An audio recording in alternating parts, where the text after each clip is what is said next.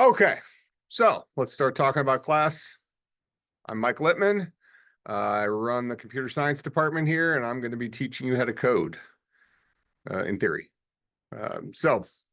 We'll see how that ends up going. Uh, I do record every lecture. I put it up on YouTube, so I'll be putting a link up on our Blackboard thing to the YouTube links or whatever. And then I'll also share the slide set that we're building, so that'll be on Blackboard as well. So you should have everything available to you. I do encourage you to come to class in person. I see many of you did, but you are able to attend class via Zoom if that's your preference. Just look yourself in the mirror and ask yourself, is that the best way for you to learn? If you say yes, then hey, I'm okay with it. It's your dime. Otherwise, if we do, I think we can only absorb like 2 more people in this room. But I might force Dr. Locklear to switch with me anyways, since I look like his class only has like 8 people in it. And then we move just right across the hall. But I'll let you know if that's the case. That room's also air conditioned, so that might definitely happen.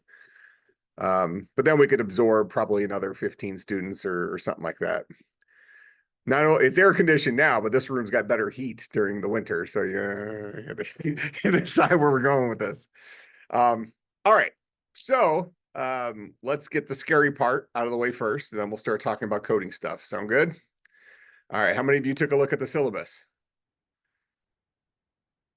So scary part is exams are worth 70% of your grade. Now, let me explain. So assignments are worth 30% of your grade. I've been doing this for a few minutes. I've been teaching for 25 years. My background is as a software engineer. I ran 5 software companies and I sold them. I know what I'm doing when it comes to coding, and I train professional developers. The issue is computer programming is like a sport. It's not something you can cram the night before and come in and think you're going to do well on the exam or something like that. You got to put in the reps. I want you to remember that, because you're going to think that the amount of time you're spending on your assignments relative to the time you're spending on other assignments and other classes is unfair. You're going to think that I just spent 6 hours on this homework, and you're going to feel like that's too much. But what I promise you is every class we're going to come in, I'm going to solve the assignment that I gave you the previous class, and almost always you're going to see it can be done in 10 minutes. You're beginners or your light intermediates, if you've been doing this for a while, I promise you will get better. If you play a sport, baseball, basketball, whatever it is, and you've gotten pretty decent at it, well, when you first started, you probably sucked, right? And then you worked at it and worked at it and worked at it and shot 4,000 3-pointers, whatever it is, and finally got to some level of competence, and now you have something you're always working towards. Coding is like that. The good news is it's also a superpower. If you get good at programming, that will take you very far in today's world. And you'll be able to work in your pajamas and all that stuff. I retired when I was 35.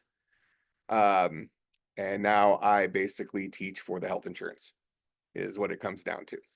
And I like sharing my knowledge with young people, because I'm too old to sit in front of a computer every day, all day anymore.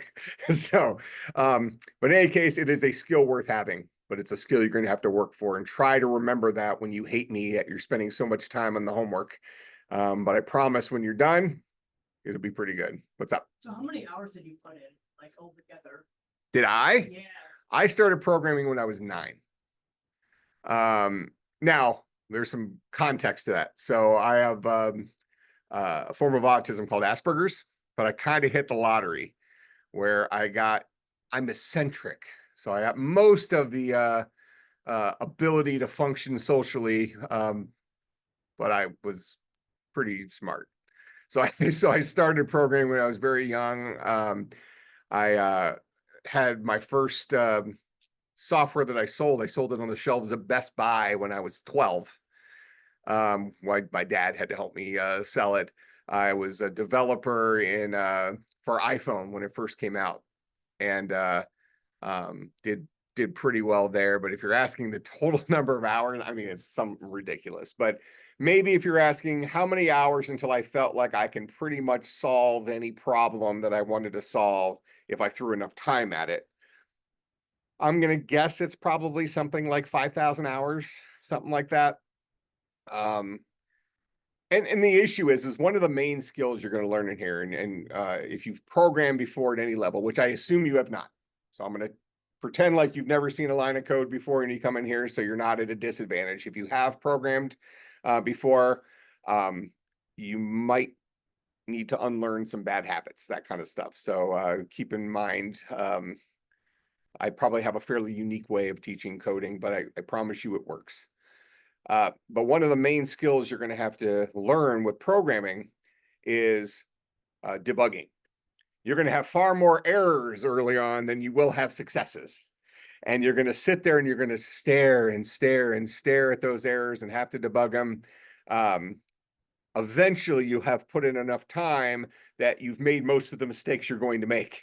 So like whenever I make a typo in my code in class, it's obvious I'm doing it on purpose as a learning experience for you, right? In any case, you learn where your habits are in terms of screwing up, and you kind of start playing defense against that. But one thing that folks do when they're beginning programmers is they see an error and they don't read it. They just immediately say, something's wrong, so let me go and randomly change some crap in my program. When if you start learning how to read the error message and not immediately dive into the covers, start realizing what the error messages say, and they're almost always self-explanatory once you've kind of gotten past the fact that they kind of read like stereo instructions. So that's a skill you'll have to learn. But I like to pre-warn you that you're gonna spend a lot of time in here, but it's gonna pay off later. We had a student who was in your shoes. Let's see, graduated 2 years ago, so I guess it would have been 6 years ago. His name is Noah Kurz. How many of you have heard of the 70-day challenge? The app for that, he wrote that. So he's made something like, I don't know, $40 million in the last 12 months. And he had never written a line of code before he stepped into this class. Now, that doesn't mean he wasn't naturally also gifted and had an entrepreneurial spirit and all this stuff, but the skills that he has, he got because he put in the time programming. He led one of the kind of the study groups, which is kind of where I'm going here with this is, I mentioned that programming is like a sport and you got to put in the reps. Now, if you're on an athletic team or something like that, and you're practicing, you usually practice with other teammates. Maybe, if you're in baseball and you're struggling, at bat, you might work with another teammate who's good at bat, right? Okay, same thing is kind of true here. I'm not looking for cheating on assignments. The assignments is your practice for the big game, right? So you do the homework, you spend your time in the homework. I think you're going to find you get a shockingly high score for what you ultimately produced. One of the things I have you do for every assignment, every coding assignment, is you give me a self-evaluation. Okay. The most important parts of the self-evaluation, one thing I'd ask you is, how many hours you spend on this based on your effort? What do you think you deserve? Based on your solution, what do you think you deserve? But the last piece is the more important piece. The last piece is tell me what your experience was like in terms of what works, what doesn't work, and what did you try? Because what's going to happen early on for some of you is you're going to spend 6 hours on your homework and have very little to show for it in the end. You're basically going to say, nothing works. I have 500 errors. I don't know what any of them mean. I spent 6 hours on this. This is what I got. And if I were looking at it just off of what you submitted, it'd be like a 10%, right? I'll toss you 10% for the effort. Well, that's not how practice works. Homework, you'll almost always get all the points for it, unless, maybe you lose 5 points or something like that. But your homework average is going to be pretty close to 100%, as long as you're completing the homework by the due date and all that jazz. Make sense? But now the exams, those are the big games. That's where I have the opportunity to see, did you learn what you were supposed to learn from the homework? A lot of times students work in study groups or something like that on the homework. Like I mentioned, Noah ran one of the study groups. And everybody came out of his study group is now working as a professional software engineering, making good living, probably making at least 75,000 a year or something like that. Even Noah has a day job. He works for Skygen USA as a software engineer here in Mequon.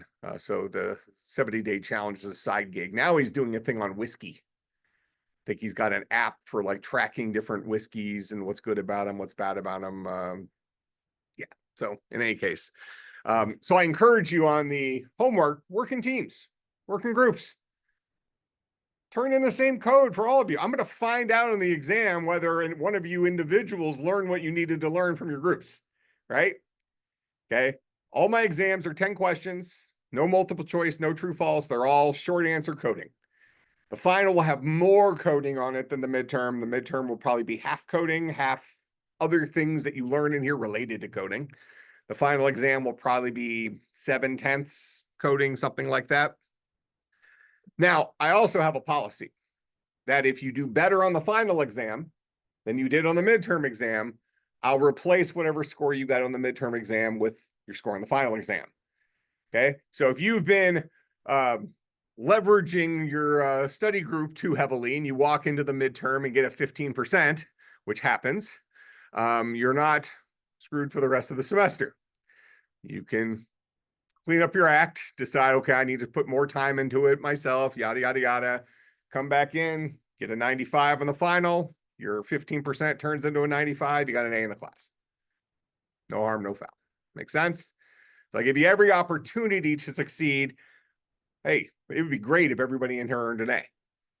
You know, typically the grades in my classes are pretty decent. I don't fail very many students. So if you put the effort in, you will probably get through this class. I hold you to a higher and higher standard as you move through the coding classes. So coding 2, I'm going to hold you to a little bit higher standard. You're supposed to be terrible right now, right? Okay. And because I like human misery and I like watching you suffer and all that stuff, it's really enjoyable for me. That's what gets me to wake up in the morning. But it is what it is, I suppose. So that's the grading for the class. Questions about that? Pretty fair, pretty terrifying, all at the same time. Typically on my exams, about 10% of the class gets 100% on the exam. I would say there's a lot, probably 50% of the class gets 80 or better. So it's not like my exams are these tormenting things, but if you haven't done the homework and learned what you needed to learn from it, the exams are going to be very difficult for you because when I look at code, if you've been programming for a long time, it is pretty easy to tell whether this was complete incompetence or do you pretty much know what you're doing. There's very little room in the middle.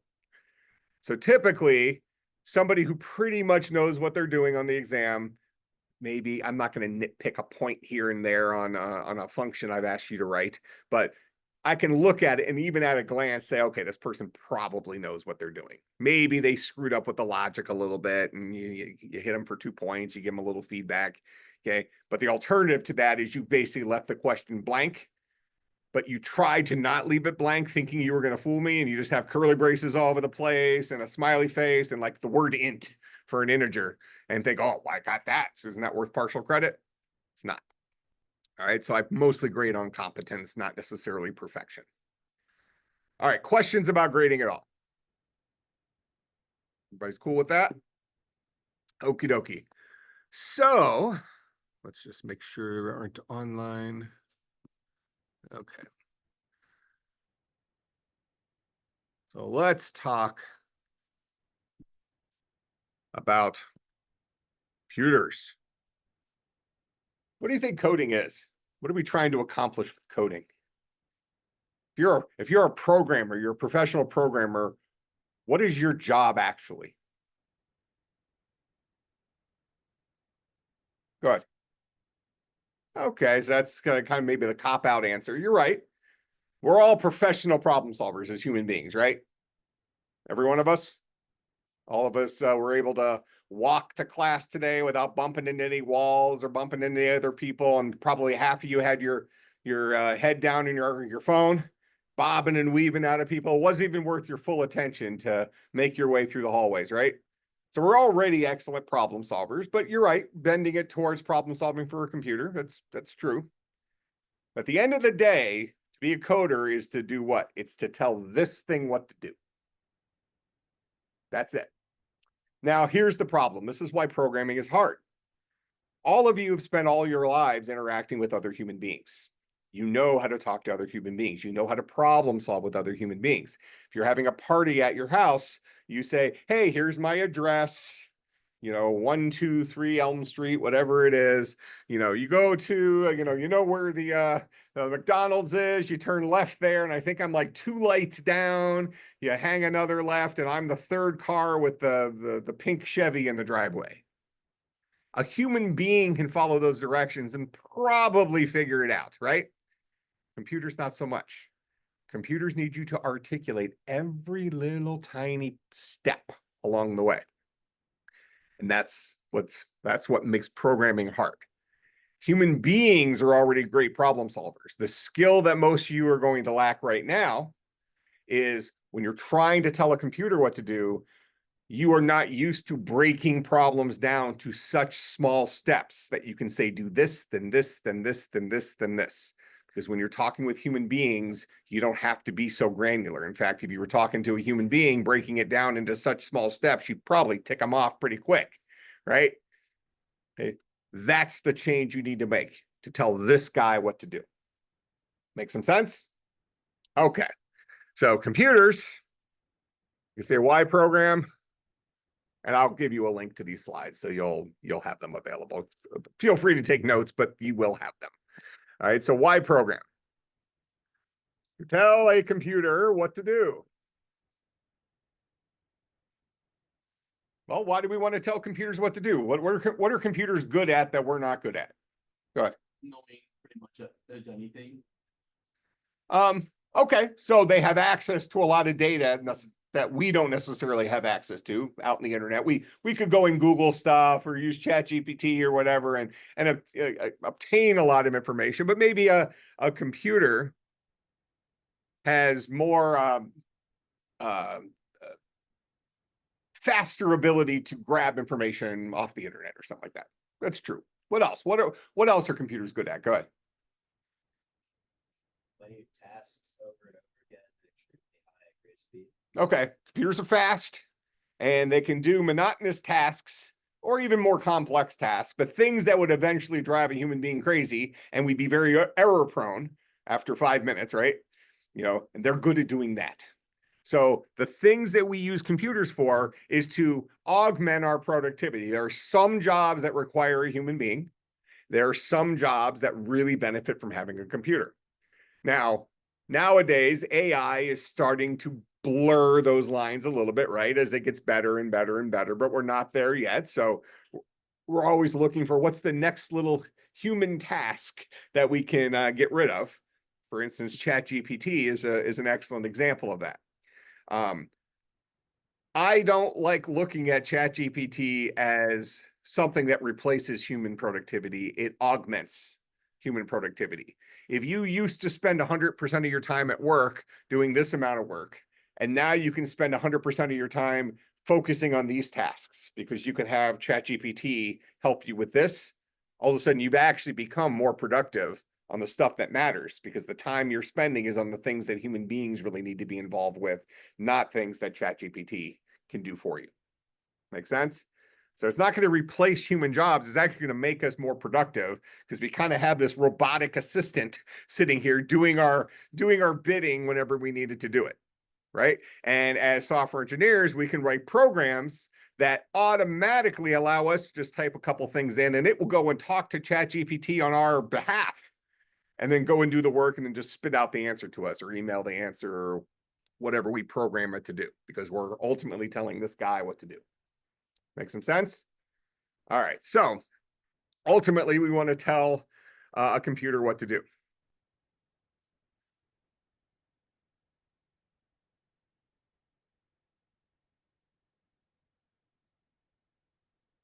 These are always fun ones. What language do computers speak? Go ahead. code, machine code, zeros and ones. Okay, well, what does that mean? Right, go ahead. I guess instead of like a bunch of different languages, I think more complex would be like C++, C# or Python. Okay. But the zeros and ones that's binary, not binary. You said that there's a bunch of different coding languages. But ultimately, computers understand zeros and ones. Okay, so we're kind of getting to what you just said. So computers speak machine language, which is binary, which is zeros and ones. What does it mean to speak zeros and ones? Go ahead. Okay, but what does it mean to speak that? So if I was sitting here and we were having a conversation in binary and I say 0, 1, 1, 1, 1, 0, 1, 1, 1, 1, 0, obviously your response would be what?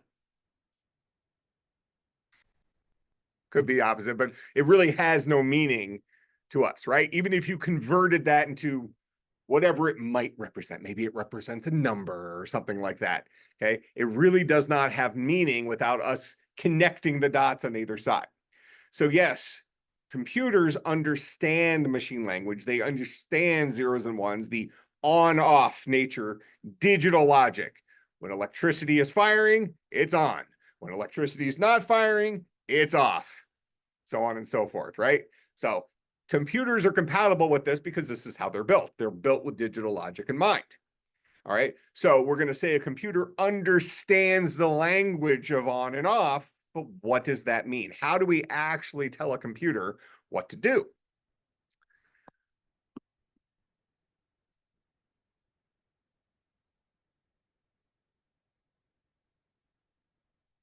What's a CPU? So the first answer is going to be central processing unit. What does it do? One of the things we're going to learn here is how to be smarter shoppers at Best Buy. Because you think you know all these things, but when somebody asks you more information about an individual thing, well, I don't know, it's just the brains of the computer. Okay.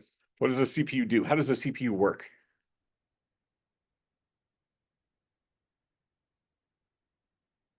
All right, so we're going to do an experiment here. Go ahead. Is it the temperature or like stuff, or I think that's something else. Well, CPU has a lot of sensors and stuff on it, so it can pick up on some of those things. But let's do this little experiment. So everybody put their hand up. Okay. Now, I'm going to show off a little bit here because I'm sure most of you can't do some of these things. All right. So how many of you can do this? All of you, really? What about this? This? Oh man, I'm in for trouble. These guys are way more talented than I expected. Now, is anybody impressed when I do this? No. It's a stupid little thumb move, right? Is anybody impressed when I do this? Is anybody impressed when I do that? When I turn my wrist, any of those things. But if I put those moves together, I can pick up my coffee cup. I can take a sip. I've accomplished a task when I put enough of those little movements together to solve a problem. Make sense? So what's a CPU? It's a collection of, I like to call them magic tricks. Collection of magic tricks that individually do not do much, but when put together in a specific sequence, real problems are solved. Make sense? We work the same way, right? We have all these God-given abilities. God put joints in certain places and we articulate, and they got some of those people that can do all the weird bendy stuff and fit into a box. So they have some extra features. You pay extra for those processors. They more L2 cache or something like that. We'll talk about what that means. But in any case, that's what a CPU is. It's a collection of their version of the this or the bending the elbow thing. Okay. A CPU has this big collection of things that it knows how to do. And it's going to be things like, I'm going to move this information from here to here, one location in memory to another location in memory. I'm going to jump from this line of code, this instruction to the CPU. And instead of doing all this stuff in the middle, I've decided based on some decision up here that I'm going to skip all this and just jump down to there. Okay, that's another thing the CPU knows how to do. It knows how to do, like, let's say 1,000 things. All right. Now, we are trying to answer the question of how does a computer speak binary? Inside a CPU, there is a list of these magic tricks that are numbered 0 to whatever. All right, so if we assume there's 1,000 of them, it'd be 0 to 999. Okay, so when we talk to a computer, what we're really saying is do magic trick 3, then do magic trick 7, then do magic trick 16, then go back and do 3 again, so on and so forth, right? So when we talk binary to a computer, what we're really saying is this is the number of the thing I want you. But so instead of us speaking in decimal,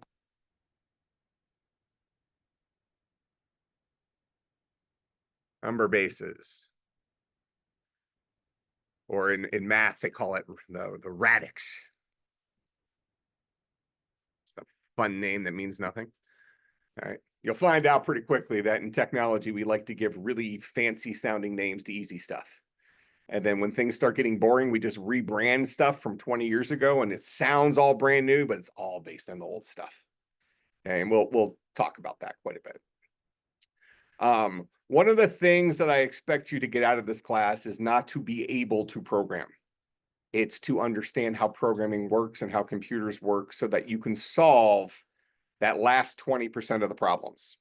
What I mean by that is you can go online, you can take some boot camp coding course or something like that, train yourself, whatever it is, and probably learn the applied skill, a very specific applied skill, whether it's web development or something like that, but be able to solve 80% of the problems you might ever be asked to solve by programming. No problem. So programming is going to become more and more and more common, given that the world is more and more reliant on computers and we keep creating better abstractions for programming than we've ever had before, where maybe the human being doesn't have to tap out zeros and ones. We haven't done that in a while. Okay, we'll talk more about that here in a second, but maybe we have to write things that look less and less like code and more like English to tell a computer what to do. All right, but for right now, we're at the mercy of how the current level of communication is. Now, if we go and learn for one of these boot camps how to program, we've learned how to do a specific skill in a specific environment with specific tools. You do not get the background you need to then go and pick up new tools quickly. For instance, if you take a boot camp that's going to teach you web development with PHP, using either like the mean or the MERN stack. So mean stack is MongoDB for your database, Express from Node.js as your web server, Angular for the mean stack, React for the MERN stack. Those are your front end, creating your user interfaces, and then Node.js as your server. So when we say something is a stack, or you hear somebody says, "Oh, I'm a full stack developer." What you're really saying is I know how to use technologies that allow me to store data, make it look pretty, make it work, and then bring it all together. That's what a stack is. And then we have different stacks built with different technologies. So the mean stack and the MERN stack, which are two very popular development stacks today, they only differ in the user interface side of things. Do they use the React user interface tools that Facebook came up with, or do they use the Angular user interface building tools that Google came up with? They're the same crap, right? They almost work the same way because you know what? Both of them are based on JavaScript, a language that's been around since the beginning of the internet. In fact, almost every cool technology you hear come out is just a JavaScript library. Every one of them. And we'll talk more about that as well. So understanding what's under the hood with programming allows you to solve those last 20% of the problems with any technology, but it also allows you to learn the next technology quickly. Okay, because you have a framework for how computers work, not for how that one language works in this one environment.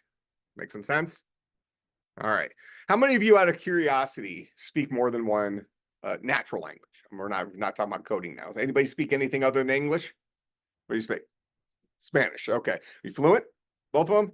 Okay. So when you're speaking to your Spanish speaking friends, family, whatever it is, the same thoughts go through your head as when you're speaking to your English speaking speaking people. The only difference is the syntax, the words that are coming out of your mouth, right? What's the reason for that? Is because you know how to talk to humans. And you happen to have two different languages that you know that allows you to communicate with a human being. You can talk to human beings who know English. You can talk to human beings that know Spanish. And then we all have the universal waving your hands type thing, like, hey, over here, with a really rudimentary communication. But, we all have that kind of skill set. But the point is, since you're working with human beings, your thought process, your problem solving is identical, regardless of which language you chose. Now, you might find it more convenient to express certain thoughts in one language versus another, just because certain languages have strengths and weaknesses, right? But in general, when you're ultimately talking to a human being, your problem solving, your thought process is the same. Accurate? Okay. Same thing's true with a computer. Doesn't matter what language you're wielding. The way you talk to a computer is the same, because you know how this guy works. You know how you have to break problems down into little tiny steps and all this stuff. The only thing you're deciding is, well, what language am I using to communicate with this guy? He doesn't care. But when you go and get a job and you're working at a place that maybe they're a .NET shop, so you're going to be using the C# programming language to communicate with this guy, or you're in a Java shop, we're going to be using Java to communicate with this guy, or you're working in Python, whatever the language is. At the end of the day, this guy's going to get zeros and ones. What we've done is we've put layers between us and the computer that allows us to speak something that is English-like. Java, C#, C++, Python, whatever it is. And ultimately, we filter that through tools that convert it down to a whole bunch of zeros and ones so that we don't have to. Make sense? So even when we're talking to computers, we use a power tool, right? Because we're not going to be very good with that 2-button keyboard. We go crazy pretty quick, right? Okay, we're going to be error prone too. So even if we go slow and get it right the first time, we're going to make mistakes all over the place. That's not for us. Now, if we were human beings and talking to another human being, we found it difficult to communicate with each other.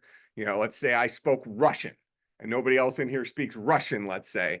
Well, then we have to find an alternative. Maybe we both sort of kind of know English or something like that. So we kind of figure out that one is the way we're gonna meet each other halfway, right? That's how human beings, we compromise, right? Do we compromise with computers? When I'm sitting here figuring out how I'm going to talk to this computer, do I say, okay, well, I'm not really good at just pumping out zeros and ones, okay, but that's all you're good at. So let me meet you somewhere in the middle. Human beings are too greedy for that, right? We'll come 0.1% towards you by creating a language that, fine, it looks a little bit cryptic. And if you've never programmed before and you look at code, I always find it funny. After you've gone through this class and gotten some experience, whenever you're watching one of these movies where they have, there's the hacker scene, right? When code's flying across the screen and so that, if you pause it and you look at what code there is, like usually it's just like an HTML page or something stupid, not complex stuff at all. But to most of us, it looks like gibberish, smart computer gibberish, right?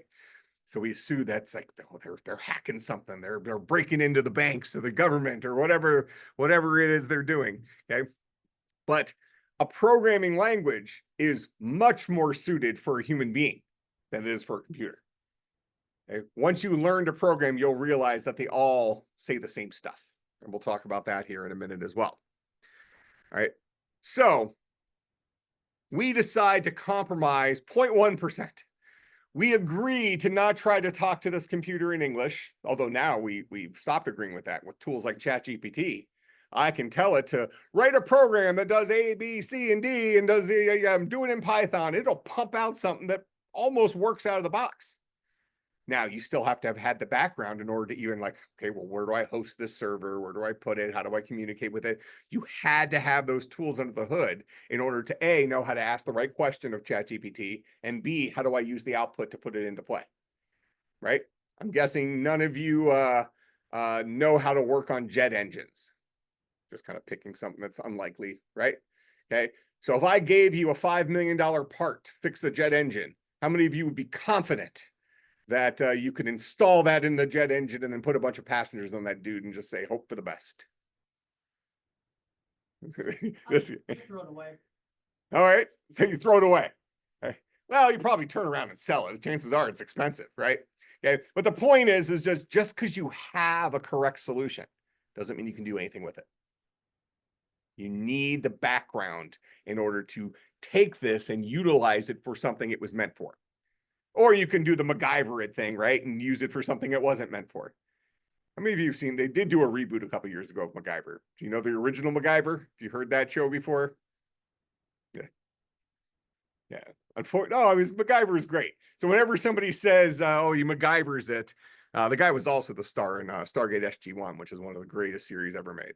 But in MacGyver, every single episode, he was in some sort of trouble and he made a solution to the problem out of nothing. You know, he built airplanes out of lawnmowers and stuff like that. So it was kind of the ultimate, from a computer programmer's perspective, solving problems with what you have laying around. You know, solving problems in terms of the various programming tools you have, the various data sets you might have access to, that kind of stuff. All right. So having a basis in this stuff is important. All right. So number bases. We all speak decimal, right? 10 fingers, 10 toes, base 10, right? So 0, 1, 2, 3, 4. So all of our numbers, so decimal, uses the language of 0 to 9. All of the numbers we say in decimal are written with a combination of 0 through 9, right? All right. What other bases do we know about? We'll stick with the ones that are commonly used in computers, then talk about, well, why? What else have we heard of? Hexadecimal. So what's the language of hexadecimal?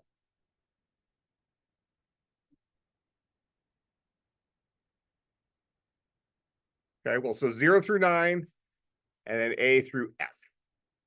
All right, and we'll talk about what that means here in a few minutes. You maybe have even seen some of this before, the patterns that exist here. If you've ever played any of the games on your phone, the tap games, where you're earning some amount of money, and sometimes it'll be you have 14 trillion AR or something like that. It's using the same pattern that you're going to learn here. All these numbers mean the same thing. We're representing them differently. Okay. You already told me about another one, binary, right? Okay. What's the language of binary? Zeros and ones, right? Last one related to computers, or commonly related to computers. Octal, which is base 8. What would you guess the language of base 8 is if the language of base 10 is 0 to 9? Go ahead. 0 to 7. So we can say base X has the language of 0 to X minus 1. Which means after you learn the pattern, there is no reason why I can't say, give me your age in base 29. Same pattern. Either way. All right. So we choose to use decimal in our daily lives, A, because we grew up learning it that way. Well, why did they pick, why did they pick that we should use decimal? Well, it's because we have 10 fingers, 10 toes, and we can count on those 10 fingers, 10 toes, right? All right, so we get good at it. Although Here's an interesting thing. How many of you have ever heard of an author, Malcolm Gladwell? He has the book I'm thinking about here is a book called Outliers. And it's a really interesting thing. So I'd highly recommend it. He has another book called Blink, which I'd also recommend, but less so. But I'm going to throw you an example of something that's in the book, and hopefully you'll see why it's interesting. All right, so we're going to put 5 16-year-old Americans in a room. And we're going to put 5 16-year-old Chinese students in a room. And we're going to say you have 7 numbers that you need to memorize. You have 30 seconds. Less than 20% of the American students can memorize those numbers in 30 seconds. 100% of the Chinese students can. Why?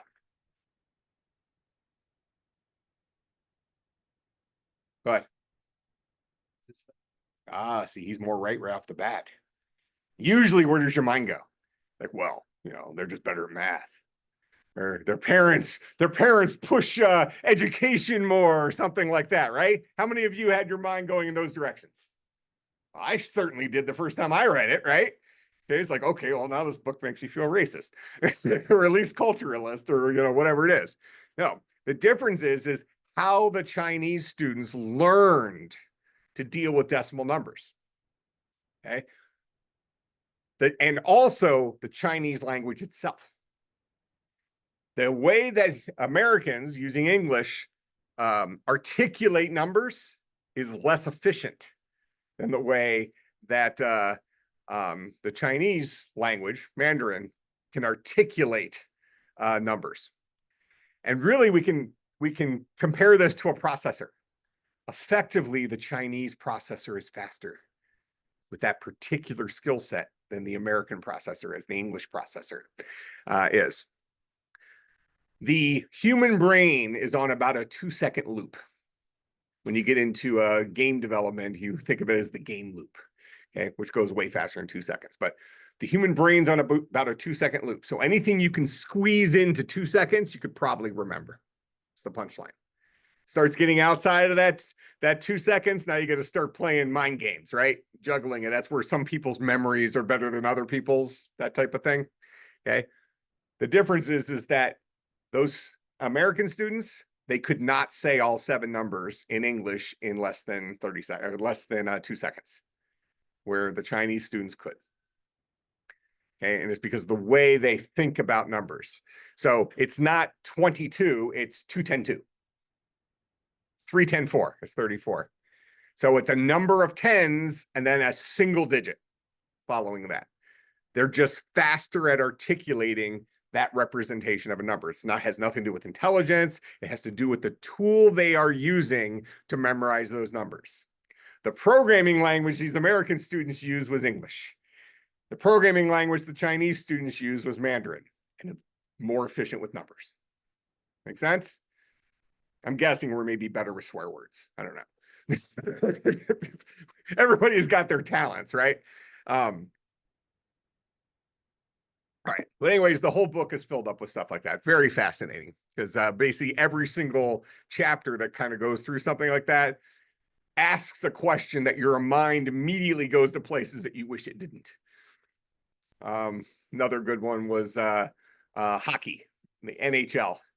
That 80% of professional hockey players in the NHL are from Canada. Doesn't really surprise us, right? Okay. Out of that 80% of those were born in the first 3 months of the year. Why? Go ahead.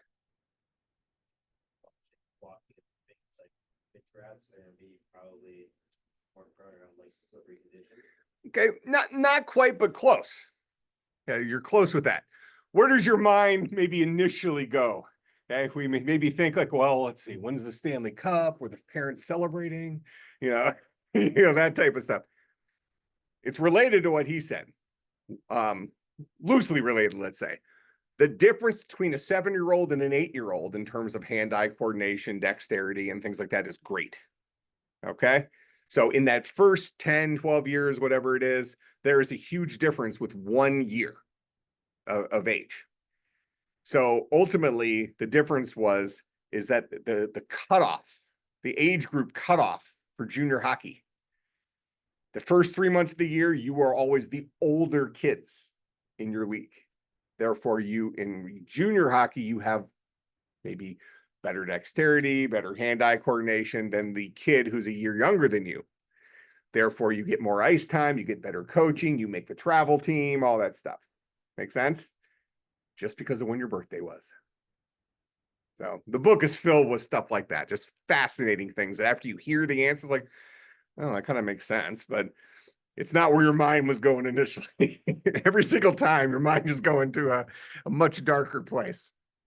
All right, so there's my plug for the book. I don't get any kickback. So let's talk about numbers then. So we understand why human beings pick decimal, 10 fingers, 10 toes, because when you were a kid, you counted on your fingers, right? You know, we all did that. I still do that. I have to use my toes sometimes, though. Well, your mind will slow down too. Just give it some time once you cook long enough. All right. Now, let's go flip over to binary here. Why do computers use binary? We've already kind of said this answer. They're run off electricity, right? They're built on the idea of transistors. Before we had transistors, they were built on vacuum tubes, which is basically a light bulb on, off, lights on, the lights off. That's a 0 or a 1. Get it? Okay, now we're on transistors, so it's a, on or off. A transistor is effectively a switch. Okay, and then what do we get better? How do our processors get faster and faster? Well, we get better at putting more and more transistors in the same footprint with our manufacturing technology or whatever. Make sense? All right. Okay, but the reason we choose binary as the language that computers speak is because it's compatible with the way they are. Just like decimal is compatible with our 10 fingers, 10 toes, binary is compatible with the on-off transistor nature of a computer. Cool there? All right. Well, now we get into some hazier stuff. Let's go with hexadecimal first. Well, actually, before I do that, I want to do a little sideways dive to kind of prove a point to you here. All right, so counting in binary. All right, so let's choose a 3-bit number. Okay, when somebody says something is 3 bits or 8 bits, 4 bits, 16 bits, 32 bits, we usually hear them in powers of 2, right? Like, oh, this is a 32-bit operating system, or it's a 64-bit operating system. Oh, well, what does that mean? Anybody know what that means? When something says it's a 64-bit operating system? Besides that, if it's a 64-bit processor, it's probably cost 20% more. Well, it used to. Now they're all 64-bit, but go ahead. Okay. What? It's the pixels and like for video games and stuff, when they have a 64-bit, it's normally. It would be when you deal with the 64-bit graphics engine or 64-bit graphics driver. The number of pixels, yes, but because the number of pixels is represented by a number. The more bits you have, the bigger number you can represent. Make sense? All right, well, let's look at this as an example. So let's start off by counting in binary, all the 3-bit numbers. 0, 0, 0, 0, 0, 1, 0, 1, 0, 0, 1, 1, 1, 0, 0, 1, 1, or 1, 0, 1, 1, 1, 0, 1, 1, 1. Those are every permutation of 3 bits, right? Now, we look at those permutations and we say, okay, well, what could those mean? Well, the first thing that maybe comes to mind is, well, maybe they mean a number, an amount, right? Well, so I'm telling you, this is the number 0. This is the number 1. This is the number 2. This is the number 3, 4, 5, 6, and 7. Okay, so everybody has those memorized now? So we can move on to the 4-bit numbers and 5-bit numbers and 6-bit numbers and just memorize them all. probably not what we want to do. Now, have all of you memorized every decimal number? If I gave you a big long decimal number, let's call it less than a trillion, could you say it out loud after you created your little groupings of 3, right? You could figure out how to verbalize that number, right? Is it because you memorized every number between 0 and a trillion? No. Somewhere in your head, there's this base skill set you probably don't even think about anymore. Human beings have gotten so good at problem solving, we have trouble articulating how we solve those problems. Let's prove it. So from this one here, we're going to say 101. We know the answer is 5. Why? Because I told you the answer is 5. Okay. And you might believe me by now because you've known me for an hour. All right. Trust me, it's 5. All right. So 101 binary is 5 decimal. All right. Let's look at why. Now, what we're about to do here is to remind you of a skill set you already have. 1, 0, 1. This is the 4's place. This is the 2's place. This is the 1's place.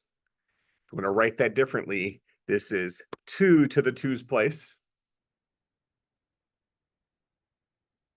This is 2 to the 1's place. Oh, it'll fix it for the 2, but not for the 1. This is going to look so good. And this is 2 to the 0th place. So how do we do the math? Well, we say 1 times 2 to the 0 plus 0 times 2 to the 1 plus 1 times 2 to the 2.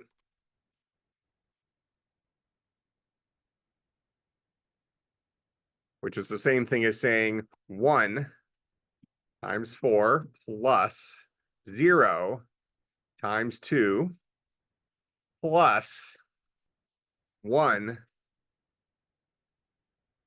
times 1, which is 4 plus 0 plus 1, which is 5. Right? Okay. Now,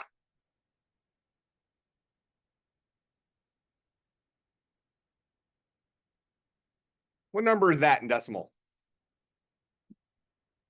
Not a trick question. 247. All of us knew that, right?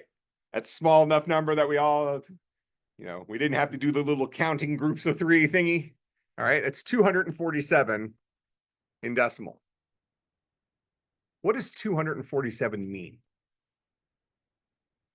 This is 2, 4, 7. This is the 100th place, 10's place, 1's place. Or this is the 10 to the 2's place. This is 10 to the 1's place. This is 10 to the 0's place. So this is 2 times, I'll skip a line here, 2 times 100 plus 4 times 10 plus 7 times 1. And that is 200 plus 40 plus 7, which is 247.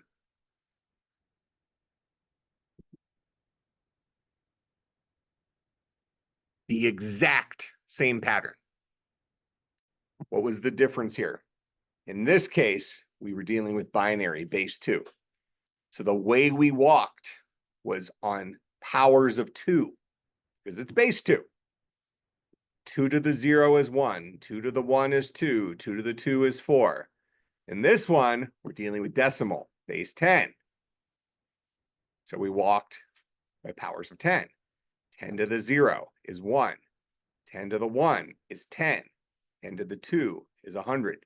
We did the exact same math to add them all together. Make sense? So if I gave you another number, I gave you 312. Now, initially you might look at that and says, oh, that's 312. But then I tell you, this is in base. Let's go with 19. Well, first of all, we ask ourselves, actually, let's go smaller. So I don't have to do the letters yet. Let's do base 6, something different. All right. First of all, is 312, is that a legal base 6 number? And then how do you know? Well, we go back to this slide. You told me that base 10 allows for the number 0 to 9. You said that base 16 allows for the number 0 through 9, A through F, whatever the letters mean for right now. Binary, base 2 allows for 0 to 1. Octal, base 8 allows for 0 to 7. So what are the legal values of base 6? 0 to 5. Is this number right here made up of only the numbers between 0 and 5? Yeah, 312. That's contained within 0 and 5, right? All right, so if I say 3, 1, 2 here, and I say this is base 6, this is 6 to the 0's power, which is 1, times 6 is 6, times 6 is 36. So this is the 36th place. This is the 6th place. This is the 1's place. So this is 36 times 3 plus 6 times 1 plus 1 times 2. Oh, that's why that other number showed up so quickly before.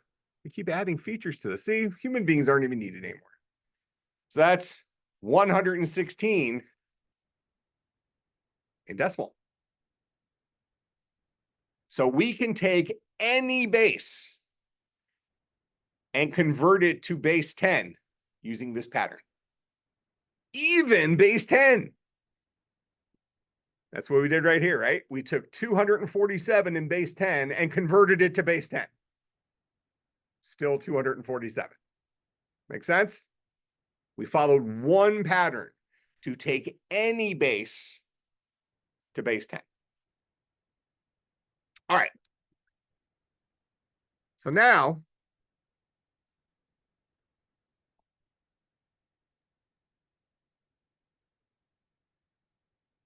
let's see.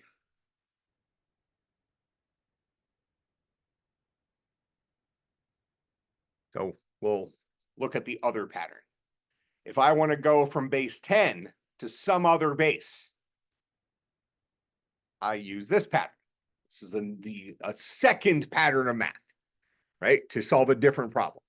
So the pattern we've already learned is the pattern that can go from any base to base 10. Any base to the number system we know. Make sense? And that was a pattern you guys already knew. You learned that probably in 2nd grade. You just forgot you knew it. That whole 1's place, 2's place, blah, blah, blah, 1's place, 10's place, 100's place, 1000's place, right? It's just become integrated into your knowledge of numbers. But now you all remember at some point you kind of dealt with that stuff. No longer important because now you can just glance at a number. 2989, maybe the first time you've ever seen that number is like, oh, it's 2,989. Great memory. I know every number up here that I know you got what, trillion, quintillion, quadrillion, all these, well, quadrillion and quintillion, sextillion. Eventually you run out of things that have names for them, right? So If I want to go the opposite direction, if I want to go from base 10 to any base, I follow a separate pattern. The pattern of 2989, and I divide it by the base I want to go to, base 16. So 2989 divided by 16 is 186. We are doing integer division. How many of you had third grade math? Hopefully all of us, right? How many of you forgot third grade math? But all of you remember long division. Remember your favorite long division? Would you believe that long division is an integral part of all modern computer science? So 2989 divided by 16, this is 186 with a remainder, right?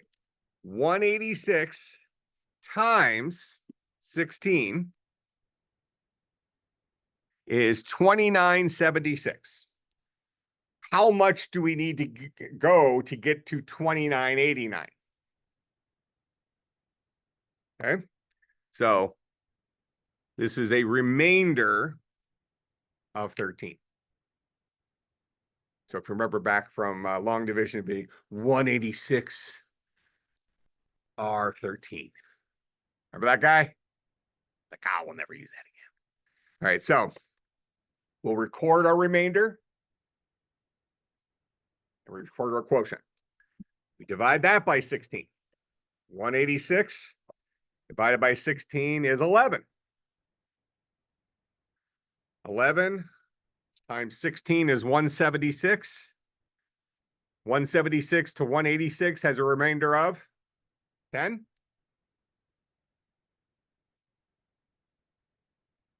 Eleven divided by 16. How many times does 16 go into 11?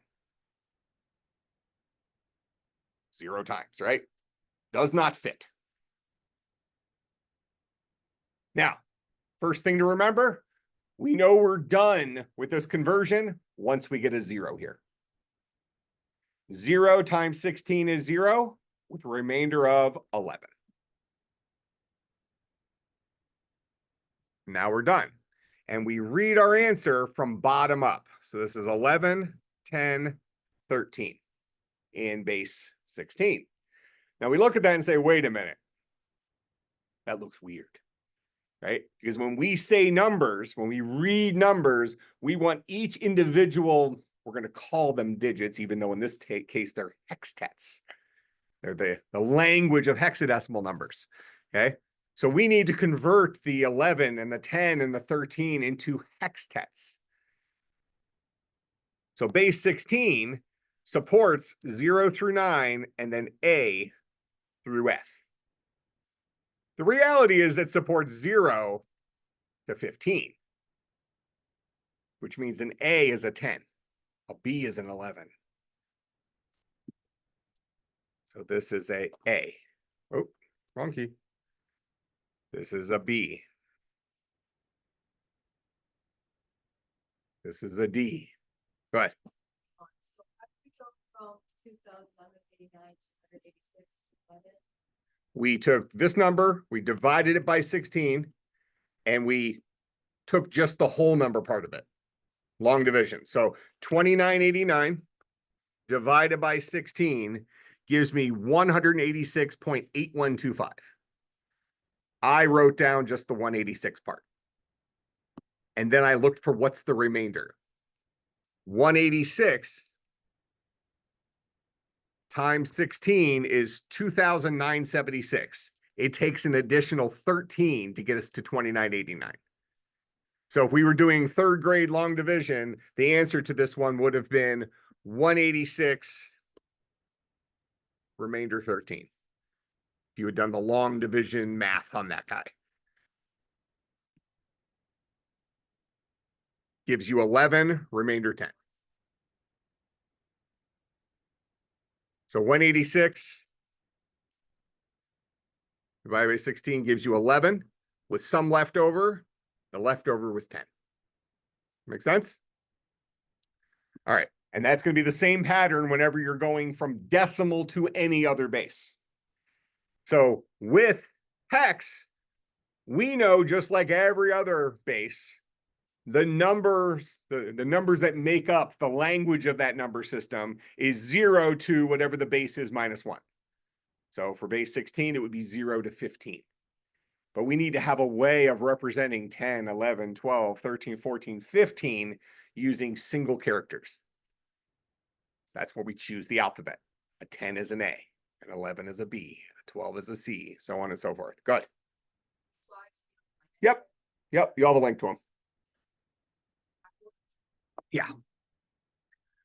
All right. So you maybe can see that I picked this number for a reason. We read it from bottom up. So this is the number BAD.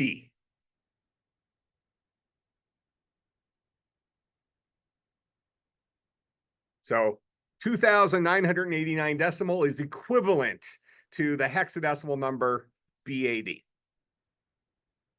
Now, besides it being obviously an awesome number, what can you tell me? And this isn't a guaranteed every single time, but the pattern is exemplified here. What can you tell me is the difference between 2989 and BAD? What's an obvious difference?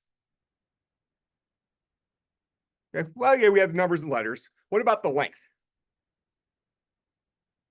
BAD is shorter than 2989. So it might make sense to say that the higher the base we have, the more compressed we can represent big numbers. So I can say BAD in hexadecimal, and then if you went and did the math to convert it back to decimal, let's do that. BAD hex to decimal. We already know this one, right? This is this pattern, BAD.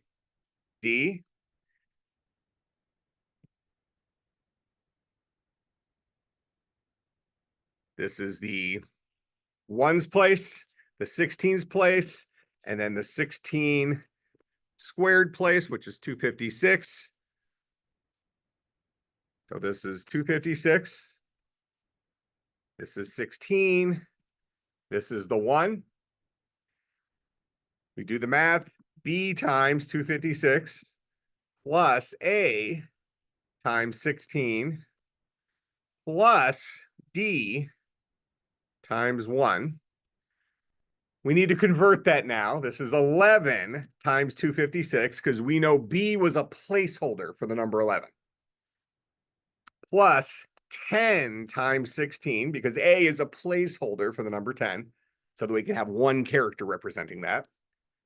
Plus 13 times 1. What do you think that math is going to come out to be? 2989.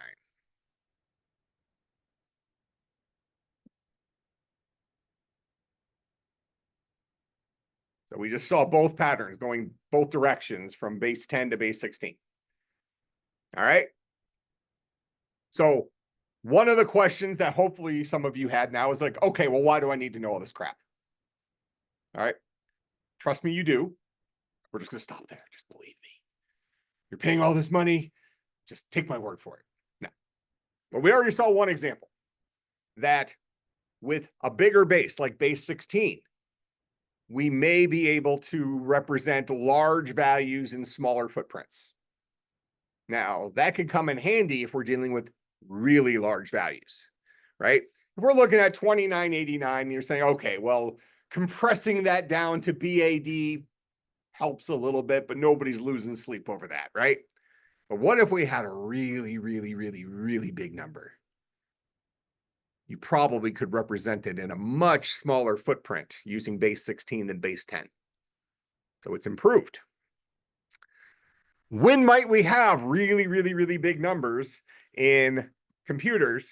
And why base 16? Why didn't they choose base 19 or base 24? Wouldn't those have worked better?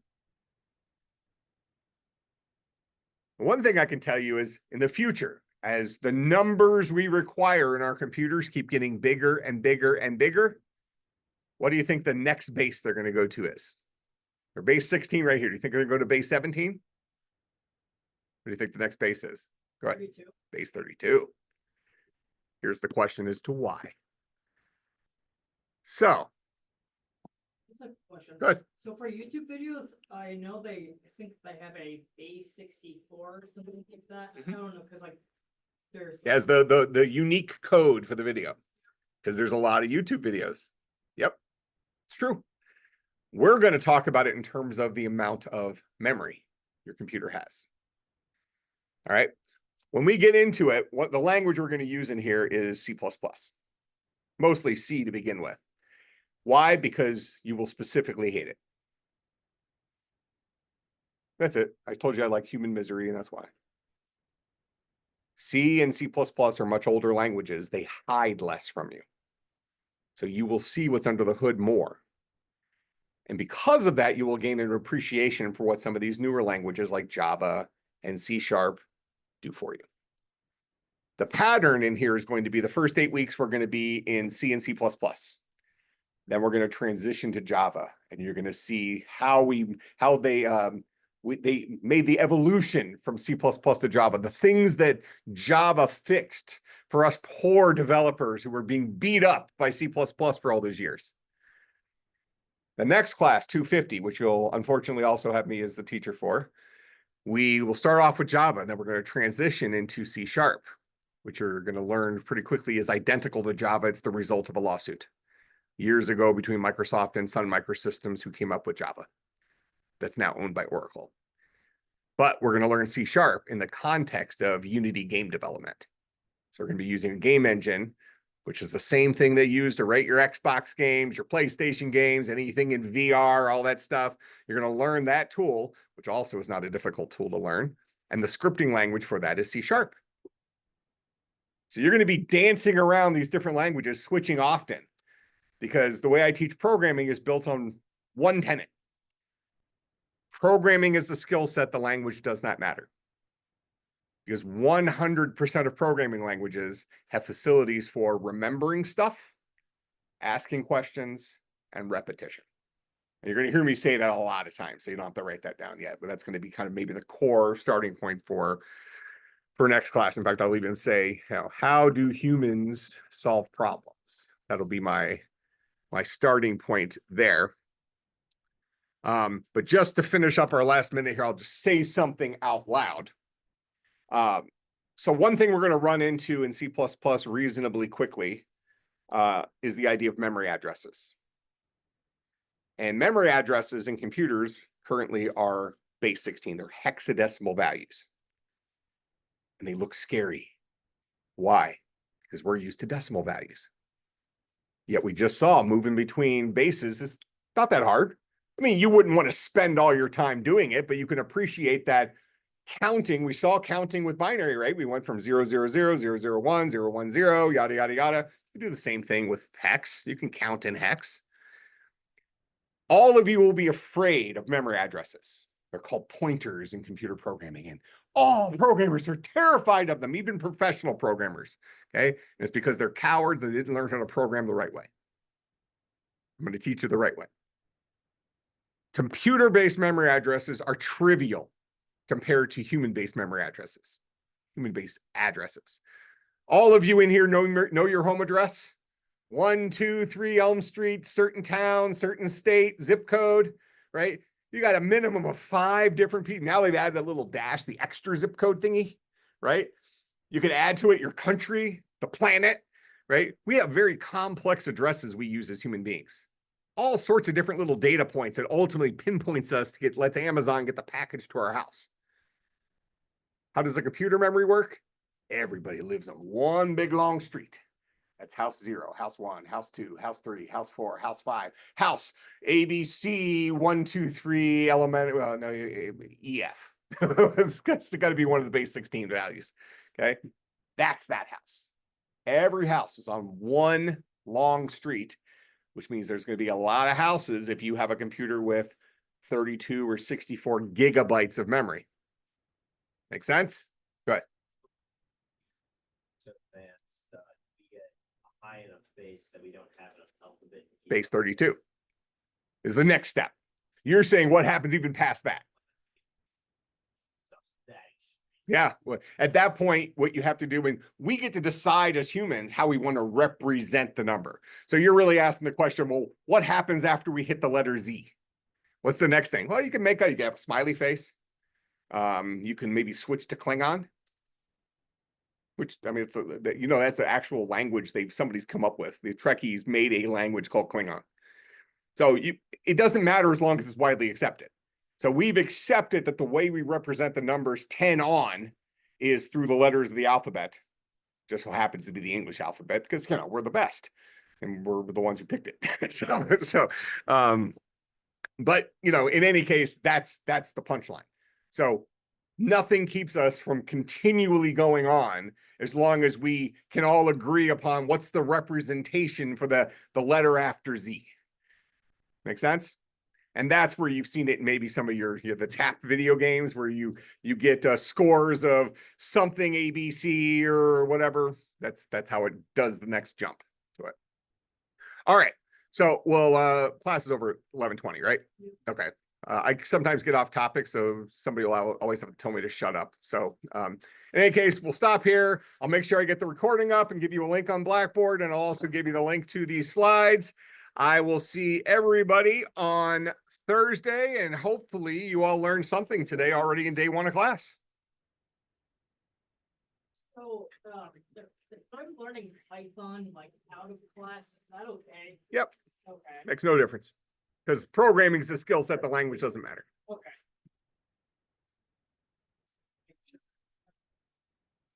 Let's see, is there any questions on here? I just had a question about the syllabus, so, I just saw it, Let me stop the recording here.